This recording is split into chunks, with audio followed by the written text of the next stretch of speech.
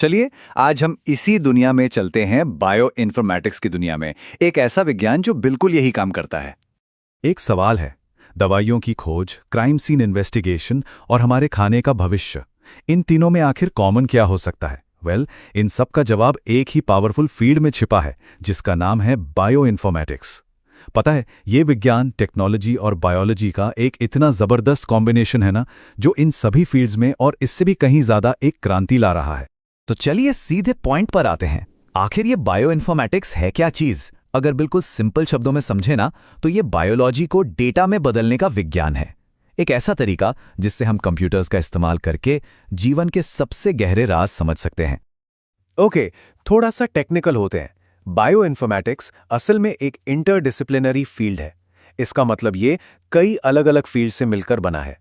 इसका काम है बायोलॉजिकल डेटा को ऑर्गेनाइज करना, स्टोर करना और फिर एनालाइज करना। और ये सब कुछ कंप्यूटर टेक्नोलॉजी की मदद से होता है। सोच कर देखिए, जानकारी का इतना बड़ा समंदर है और बायो इन्फॉर्मेटिक्स उसमें से काम की चीजें निकालने में हमारी मदद करता है। इसे समझने का एक और भी आसान तरीका है। इसे जीवन की भाषा के लिए एक सुपर पावरफुल सर्च इंजन समझ लीजिए। हाँ, बिल्कुल, हमारे डीएनए और प्रोटीन्स के लिए एक गूगल सर्च जैसा, बस उससे कहीं ज्यादा पावरफुल। और हाँ, ये कोई बिल्कुल नया कॉन्सेप्ट नहीं है। ये जो टर्म है ना, बायो इन्फॉर्मेटिक्स, ये पहली बार 1970s में इस्तेमाल हुआ था। इसे नीदरलैंड के दो वैज्ञानिक पॉलिन होगेवैग और बेन हेस्पर ने गढ़ा था। तो काफी टाइम से ये फील्ड डेवलप हो रही है। अब सवाल ये उठता है कि इतना सारा बायोलॉजिकल डेटा आखिर रखा कहाँ जाता है, कहाँ स्टोर होता है ये सब? इसका जवाब है दुनिया भर में फैली हुई ग्लोबल जीन लाइब्रेरीज में। इस बायोलॉजिकल डेटा की दुनिया के आप कह सकते हैं दो बड़े पिलर्स हैं। एक है अमेरिका में national centre for biotechnology information, जिसे हम NCBI कहते हैं, और दूसरा यूरोप में यूरोपियन मॉलिक्यूलर बायोलॉजी लेबोरेटरी यानी EMBL। यही दो बड़े संस्थान हैं जो दुनिया भर के वैज्ञानिकों के लिए इस डेटा के विशाल भंडार को संभाल कर रखते हैं। चलिए NCBI को थोड़ा और करीब से देखते हैं। सोचिए, ये एक बहुत बहुत बड़ी डिजिटल लाइब्रेरी है और इस लाइब्रेरी में जो सबसे मशहूर सेक्शन है वो है जेनबैंक। ये NIH का जेनेटिक सीक्वेंस डेटाबेस है, जिसमें पब्लिक के लिए उपलब्ध हर DNA सीक्वेंस का एक विशाल कलेक्शन है। मतलब कमाल की चीज़ है। और सुनिए, इस लाइब्रेरी में सिर्फ जीन सीक्वेंस ही नहीं है। नहीं, इसके अंदर आपको पूरे के पूरे जीनोम मिलेंगे, प्रोटीन के स्ट्रक्चर्स मिलेंगे, क्लिनिकल ट्रायल्स का डेटा मिलेगा, यहाँ तक कि बायोमेडिकल लिटरेचर यानी किताबें और रिसर्च पेपर्स भी। ये बायोलॉजिकल नॉलेज का एक पूरा इकोसिस्टम है, एक ही जगह पर। लेकिन अब यहाँ एक प्रॉब्लम है। इतनी बड़ी लाइब्रेरी, इतने बड़े डेटा के समंदर में भला कोई एक खास चीज़, एक किताब कैसे ढूंढेगा? ये तो घास के ढेर में सुई ढूंढने जैसा है। आखिर कैसे मुमकिन है ये? इसी मुश्किल का सलूशन है ब्लास्ट। इसका पूरा नाम है basic local alignment search tool. ये बायो इन्फॉर्मेटिक्स का आप कह सकते हैं सुपर हीरो टूल है। इसका बस एक ही काम है, बायोलॉजिकल सीक्वेंसेस के बीच सिमिलैरिटीज यानी समानताएं ढूंढना। तो ये काम कैसे करता है? सोच लीजिए, आपके पास एक अनजान DNA या प्रोटीन सीक्वेंस है। आप उसे ब्लास्ट में डालते हैं, फिर क्या? ब्लास्ट पलक झपकते ही उसकी तुलना अपने विशाल ग्लोबल डेटाबेस से करता है और रिजल्ट में वो आपको सबसे क्लोज जेनेटिक मैचेस दिखाता है और साथ ही ये भी बताता है कि यह मैच कितना सिग्निफिकेंट है। सिंपल, फास्ट और एक्सट्रीमली पावरफुल। ओके, थ्योरी अच्छी है, टूल्स भी समझ आ गए, लेकिन इसका रियल वर्ल्ड में क्या फायदा? ये हमारी असल दुनिया को कैसे प्रभावित करता है?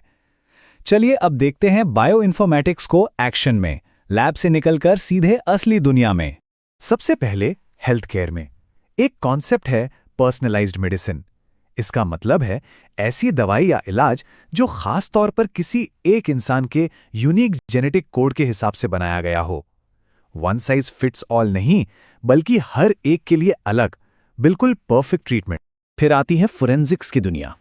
क्राइम सीन पर मिले बायोलॉजिकल सैंपल्स जैसे बाल या खून, उनके जेनेटिक क्लूज का इस्तेमाल करके ये क्रिमिनल्स की पहचान करने में मदद करता है। सोचिए, DNA की मदद से केस सॉल्व करना। एग्रीकल्चर में भी इसका बहुत बड़ा रोल है। ऐसी फसलें तैयार की जा रही हैं जो सूखे और कीड़े मकोड़ों से लड़ सकें, मतलब बेहतर पैदावार और हम सबके लिए फूड सिक्योरिटी। और ये तो सुनकर और भी हैरानी होगी, वेस्ट मैनेजमेंट में भी बायोइन्फॉर्मेटिक्स ऐसे माइक्रोब्स को ढूंढने में मदद करता है जो प्लास्टिक को डिकम्पोज कर सकते हैं या रेडियो एक्टिव वेस्ट को साफ कर सकते हैं।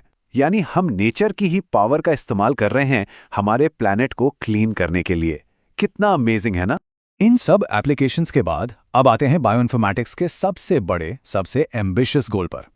एक ऐसा लक्ष्य जो सबसे गहरा है, पृथ्वी पर ट्री ऑफ लाइफ यानी जीवन के वृक्ष का नक्शा बनाना। इस स्टडी का एक फैंसी सा नाम है मॉलिक्यूलर फाइलोजेनी। इसमें होता क्या है, वैज्ञानिक अलग अलग जीवों के डीएनए और प्रोटीन को कंपेयर करते हैं। क्यों? ताकि उनके बीच के एवोल्यूशनरी हिस्ट्री यानी विकास के इतिहास और आपसी रिश्तों को समझा जा सके। इसका अल्टीमेट गोल पता है क्या है? पृथ्वी पर मौजूद हर जीव के लिए एक यूनिवर्सल फैमिली ट्री बनाना। एक ऐसा फैमिली ट्री जो एक छोटे से बैक्टीरिया से लेकर एक विशाल ब्लू व्हेल तक हर किसी के बीच का रिश्ता दिखाए। लेकिन इस फैमिली ट्री को बिल्कुल सही बनाना ये बहुत जरूरी है। वैज्ञानिक चाहते हैं कि हर ब्रांच पूरी हो, यानी एक कॉमन पूर्वज और उसके सारे वंशज उसमें शामिल हों।